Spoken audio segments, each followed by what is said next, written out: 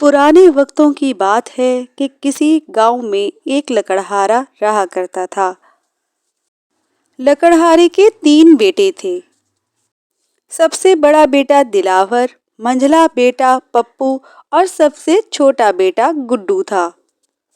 लकड़हारे का बड़ा बेटा बहुत अक्खड़ मिजाज और बदतमीज था। मंझला बेटा पप्पू बहुत कामचोर और सुस्त था, जबकि छोटा बेटा गुड्डू बहुत समझदार और मेहनती था। लकड़हारा बेचारा बूढ़ा होने के बावजूद सुबह सवेरे जंगल की तरफ निकल जाता और सूखी लकड़ियां काटकर शहर में बेचकर आता। शहर में लकड़ियां बेचकर जो पैसे मिलते, उससे बड़ी मुश्किल से घर का गुजारा चलता।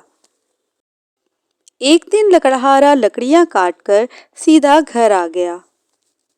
हाय मेरी हड्डियां, मैं बहुत थक गया हूँ लकड़ियां काट काट के। लकड़हारा अपने 3 बेटों को बुलाता है और उनसे कहता है, मेरी बूढ़ी हड्डियों में अब दम नहीं है कि मैं जंगल जाके लकड़ियां काटूं और फिर उसे शहर जाके बेच के आऊं बेटे। वो अपने बड़े बेटे दिलावर से कहता है कि बेटे, तुम सुबह सवेरे जंगल की तरफ लकड़ियां काटने चले जाना और शाम होने से पहले पहले वापस आ जाना। और हाँ देखो, रास्ते में कोई निशानी लगाते हुए जाना ताकि वापसी का रास्ता ना भूल जाओ।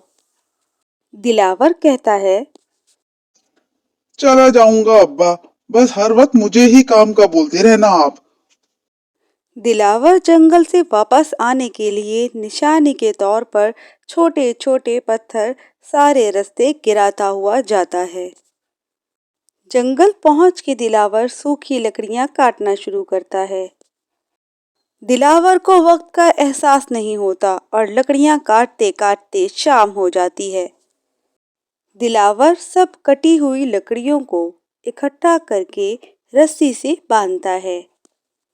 अब लकड़ियां इकट्ठा करके वापस गांव जाने के लिए दिलावर रास्ता तलाश करता है, तो उसे रास्ता ही नहीं मिलता। जो छोटे पत्थरों की निशानी दिलावर ने वापसी के लिए लगाई होती है, वो पत्थर भी उस जगह मौजूद नहीं होते, क्योंकि रास्ते में पड़े हुए पत्थर लोगों के आने जाने की वजह से अपनी जगह से हट गए होते हैं। रात हो गई होती है। दिलावर बहुत परेशान होता है। वो वापसी का रास्ता तलाश कर रहा होता है कि उसे एक झोंपड़ी नजर आती है।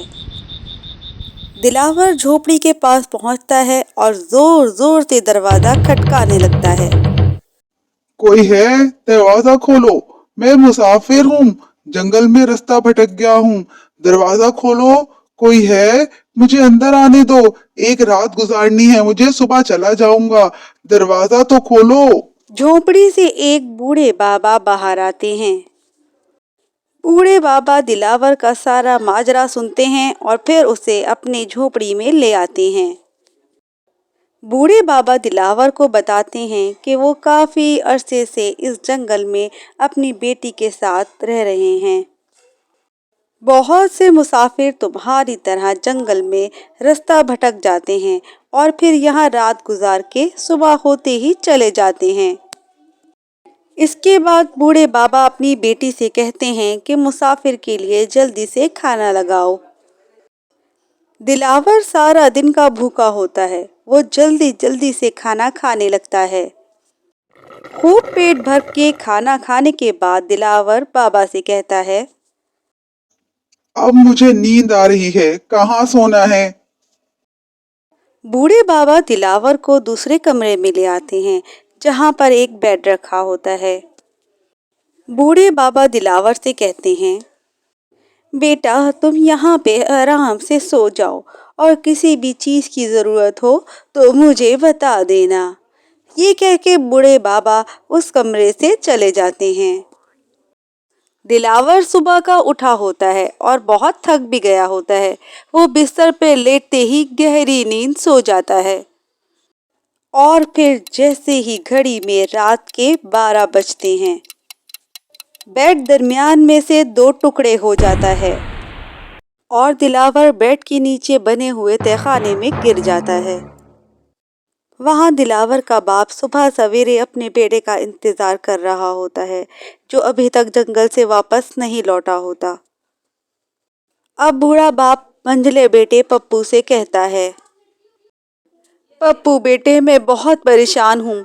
तुम्हारा बड़ा भाई दिलावर कल रात से घर नहीं आया। जाओ उसे जंगल में तलाश करो, वो रास्ता भटक तो नहीं गया कहीं। जाओ उसको लेकर आओ। सुस्ती और काहिली का मारा पप्पू कहता है, क्या मुसीबत है अब्बा, जाता हूँ मैं देखने भाई को। बूढ़ा बाप पप्पू को भी याद दिलाता है कि जंगल जाने के रास्ते में कोई निशानी लगाते हुए जाना। बेवकूफ पप्पू एक बैग में चावल भर लेता है और सारे रास्ते चावल गिराता गिराता जाता है, और चावल तो सारे चिड़िया फौरन ही चुग गई थीं। अब पप्पू चलते चलते जंगल के दरमियान में पहुंच जाता है, जहां उसके बड़े भाई का लकड़ियों का गट्ठा पड़ा हुआ नजर आता है। ये जरूर भाई ने काट के रखा होगा। जाने भाई कहाँ है। वो अपने भाई को जोर जोर से आवाजें देने लगता है। दिलावर भाई कहाँ हो? दिलावर भाई। पप्पू ने भी थोड़ी सी लकड़ियां काट के गट्ठा बना लिया और फिर पप्पू जंगल में अपने भाई को तलाश करने के लिए आगे की तरफ बढ़ गया। दिलावर भाई, दिलावर भाई कहाँ हैं आप? दिलावर भाई। भाई को जंगल में तलाश करने में शाम हो जाती है। अब पप्पू वापसी का रास्ता तलाश करता है, लेकिन जो निशानी के तौर पर चावल पप्पू ने रास्ते में डाले होते हैं, वो सब तो चिड़िया खा चुकी होती हैं।